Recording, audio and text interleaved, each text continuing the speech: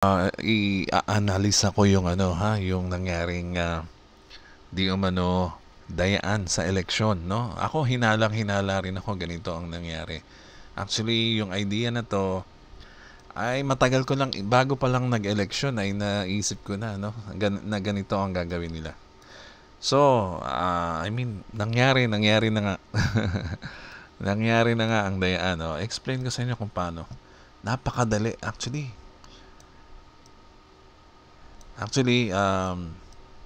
napakadaling gawin, dayain talaga, no? Napakadali mandaya sa eleksyon.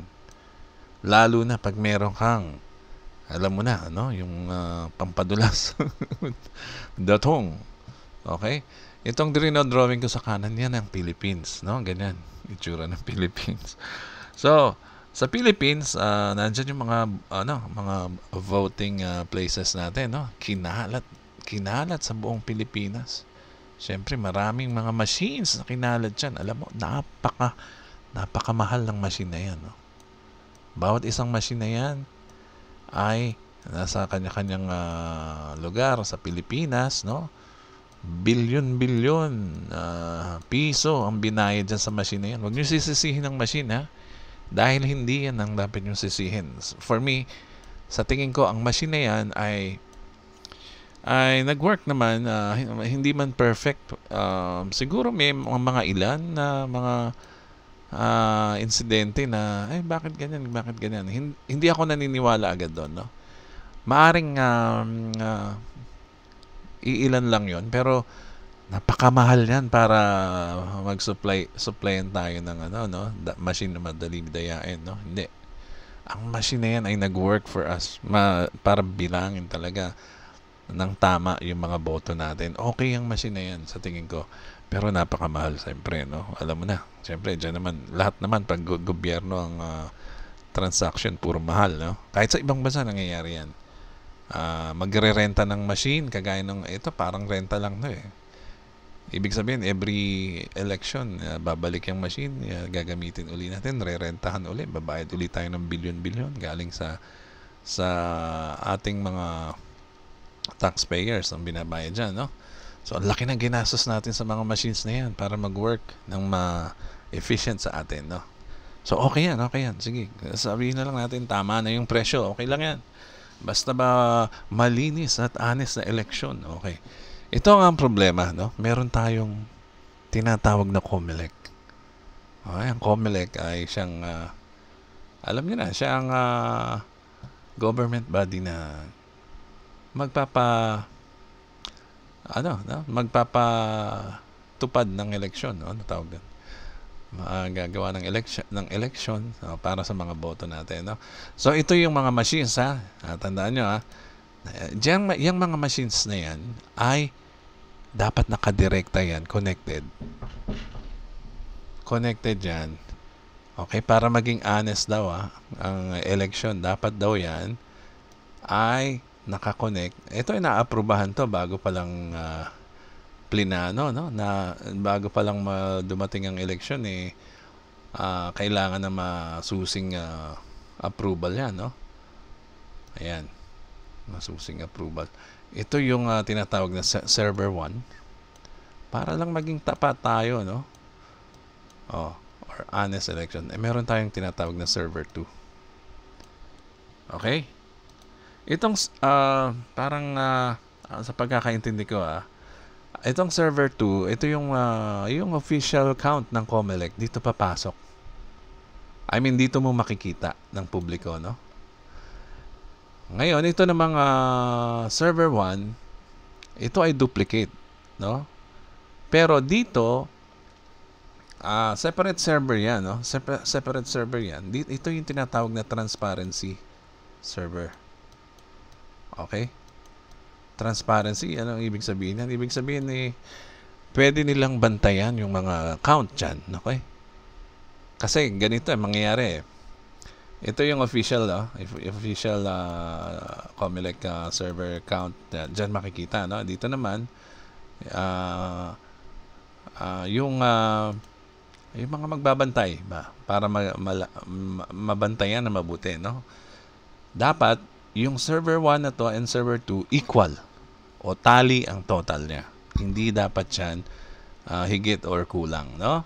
So, nandito ang mga tao. Ang mga tao nagkukumpulan dyan sa gitna. Maraming tao dyan. Tayo, ayan, tayo nakaabang sa mga, kung nanalo ba yung mga binoto natin. So pwede natin tingnan to. Okay? Nang sabay, pwede natin tingnan to ng sabay. Kasi kailangan natin bantayan eh. So, nandyan yung mga watchers, yung mga kung sino man ang mga naka-assign dyan ng mga bawat politician, no? Kailangan bantayan na mabuti yan. Dito kasi, ano to eh, ito yung nakikita natin sa TV na, na lumalabas, no? Yung official count. Okay? Yan yung server na yan. So, ganito ang ginawa ng COMELEC, no? Sabi nila, okay, ang napagkasunduan, no? Para maging transparency talaga. Walang dayan to. Kasi, tingnan mo, kunwari, itong machine number 1 na to, kunyari, itong machine na to, ay magtra-transmit ng result dito. Okay? Result dito sa number 1, or yung counts sa number 1, and then, magta-transmit ng count dito sa number 2. Okay, no? So, maganda dahil dapat pareho yan, no? Pareho. Kung 1 million dito, 1 million din na ang count dito sa particular, mga candidates, no? So, malinaw, no? Bawat isa na yan, bawat isang server, transfer o submission ng results, ng counts, okay? Bawat isang makina, no? Machine. So, lahat yan, ganyan. Parang, yan eh. Ang tawag dito, synchronize yan. Dapat transfer dyan, transfer dito, sabay. Okay? Tsaka dapat yan, real time yan. Okay? Kasi, nagtataka ang mga tao, no? Actually, nagtataka ako.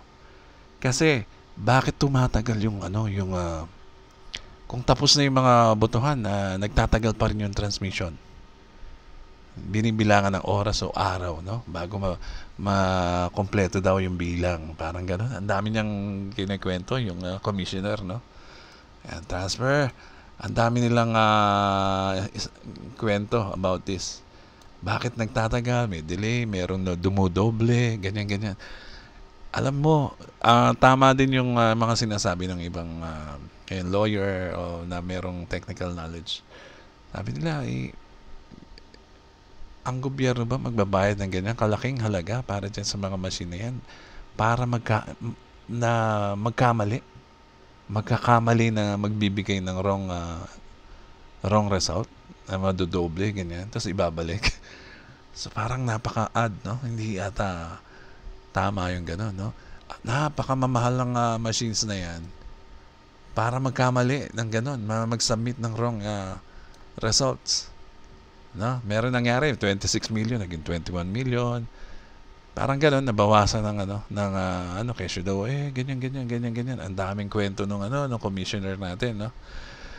So ang ginawa, no, sa tingin ko, sa aking analisa, no? Sabi din ng isang lawyer na nagwa-vlog about this.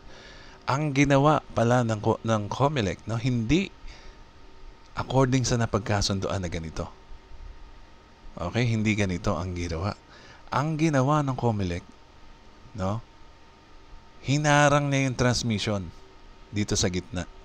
Ibig sabihin, hindi makakapasok sa server 1 and server 2 ang bawat submission niyan, kundi dadaan sa another server na nilagay nila dito sa gitna. Which is hindi yan kasama sa plano, no? Yung naaprubahan na sistema. So, ginawa niya, pasok lahat ng data dito, and then, itong server ng COMELEC dito, no? Meron silang sariling server ang nag-distribute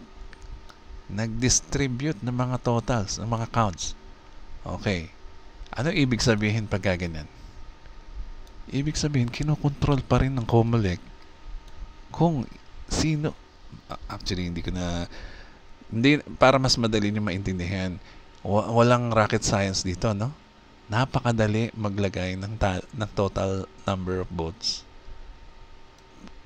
Pag hindi mo na alam ang nangyayari dito. Pag dito ay may nagko-control na.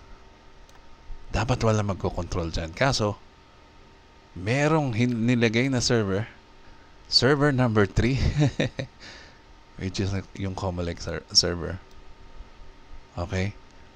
Bago ipasok sa server number 1 and server number 2 yung mga counts. O di wala nang ano. Ibig sabihin pala, yung mga boto natin, no, ay parang walang saysay.